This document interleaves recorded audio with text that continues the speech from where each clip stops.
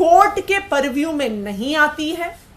Policy making में अगर lobbying हुई भी तो लॉबिंग इलीगल नहीं है।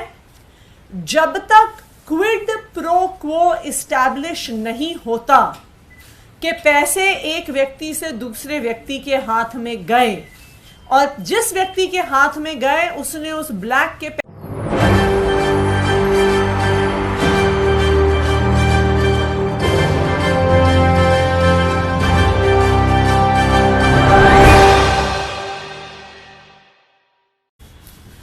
जब सुप्रीम कोर्ट में मनीष सिसोदिया जी की बेल का केस सुना जा रहा था, तब सुप्रीम कोर्ट ने प्रोसिक्यूशन से बहुत तीखे सवाल पूछे।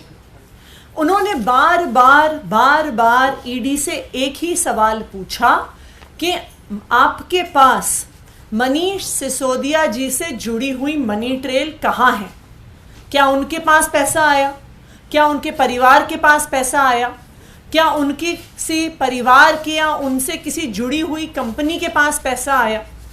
सुप्रीम कोर्ट ने बार बार पूछा कि अगर मनीष सिसोदिया के पास पैसा पहुंचता हुआ ईडी दिखा नहीं सकती है तो फिर मनी लॉन्ड्रिंग का सवाल कैसे पैदा होता है और पीएमएलए लगने का सवाल कैसे पैदा होता है?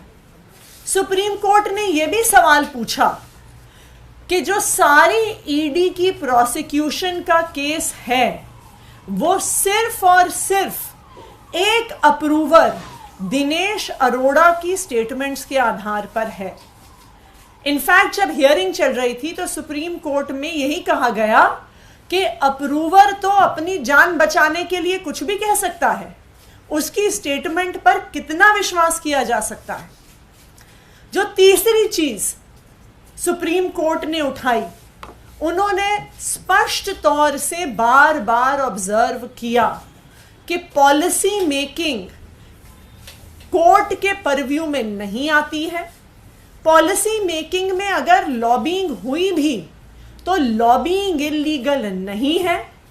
जब तक क्विड प्रो क्वो इस्टैब्लिश नहीं होता कि पैसे एक व्यक्ति से दूसरे व्यक्ति के हाथ में गए और जिस व्यक्ति के हाथ में गए उसने उस ब्लैक के पैसे को वाइट करने की कोशिश की, यानी मनी की लॉन्ड्रिंग की कोशिश की, तब तक पीएमएलए लागू नहीं होगा, तब तक कोई गुनाह नहीं होगा।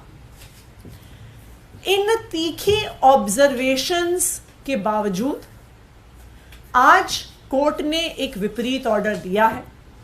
जो सारे मुद्दे कोर्ट ने बार बार खुद उठाए, आज ऑर्डर में सुप्रीम कोर्ट ने बेल मनीष सिसोदिया जी को नहीं दी है। इसलिए अब हम जो ऑर्डर सुप्रीम कोर्ट ने दिया है वो शायद अभी थोड़ी ही देर पहले अपलोड हुआ है सुप्रीम कोर्ट की वेबसाइट पे, उस ऑर्डर को हम स्टडी करेंगे।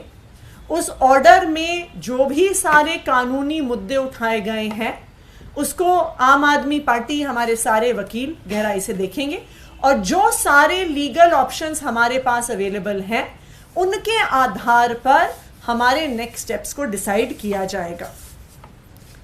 सुप्रीम कोर्ट का हम सम्मान करते हैं, लेकिन उस सम्मान को करते हुए भी हम बहुत सम्मान पूर्वक ये कहना चाहते हैं कि हम आज जो सुप्रीम कोर्ट ने निर्णय दिया है उस निर्णय से असहमत हैं और उस निर्णय को लेकर आगे क्या क्या कानूनी कार्रवाई हो सकती है उसको बिल्कुल एक्सप्लोर करेंगे।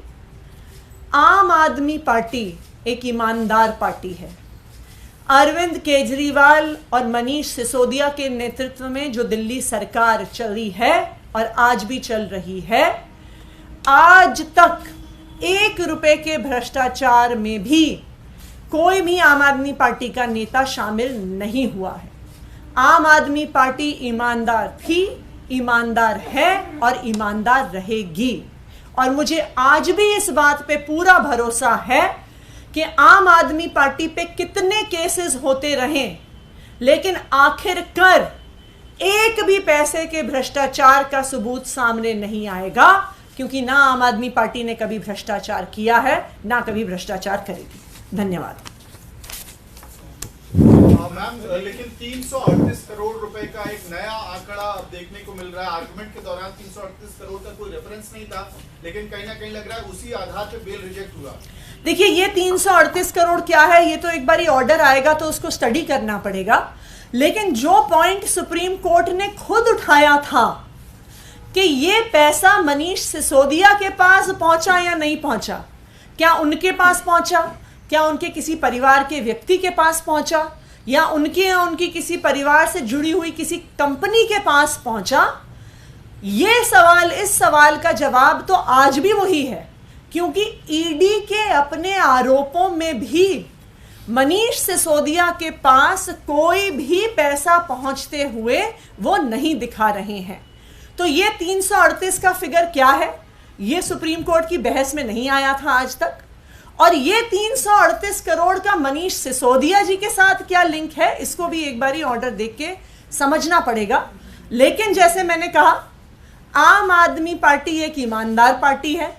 चाहे कितने भी आरोप ईडी, सीबीआई, दिल्ली पुलिस लगा ले, कोई भी सबूत साबित नहीं होगा, क्योंकि आम आदमी पार्टी ने ना आज तक 1 रुपए का भ्रष्टाचार किया है, ना करेगी। लेकिन देखिए, ये जो पूरा मामला है, इसमें आप पर आरोप लग रहे हैं। बीजेपी के जो सांसद हैं, वरिष्ठ नेता हैं, वो ये कह रहे हैं कि अब आपके शीर्ष नेतृत्व यानी कि मुख्यमंत्री की ओर इशारा कर रहे हैं कि उनकी भी जेल जाने की बात। देखिए, भारतीय जनता पार्टी ये चाहती है कि कोई उनका विरोध ना करे। भारतीय जनता पार्टी ये चाहती है कि कोई उनके ऊपर सवाल ना उठाए। भारतीय जनता पार्टी ये चाहती है कि कोई उनके भ्रष्टाचार को उजागर ना करे। भारतीय जनता पार्टी ये चाहती है कि वो पिछले दरवाजों से चुनाव जीते, क्योंकि वो ईडी और सीबीआई का प्रयोग करते हुए अपने सभी विपक्षियों को खत्म कर दे। आज अगर आप देखिए, चाहे आम आदमी पार्टी हो, चाहे टीएमसी हो, चाहे कांग्रेस हो, चाहे डीएमके हो, जो कोई भी पार्टी भारतीय जनता पार्टी के विरोध में खड़ी है, उनके खिलाफ पूरे सरकारी तंत्र का ऊपर से नीचे तक प्रयोग किया जा रहा है। ये पूरा देश देख रहा है कि किस तरह से एजेंसीज का इस्तेमाल करके सभी विपक्ष की पार्टियों पे हमला करने की कोशिश की जा रही है। और अगर भारतीय जनता पार्टी के नेता ये आरोप लगा रहे हैं, ये ऐसी ही बात मीनाक्षी लेखी जी ने संसद में कही थी।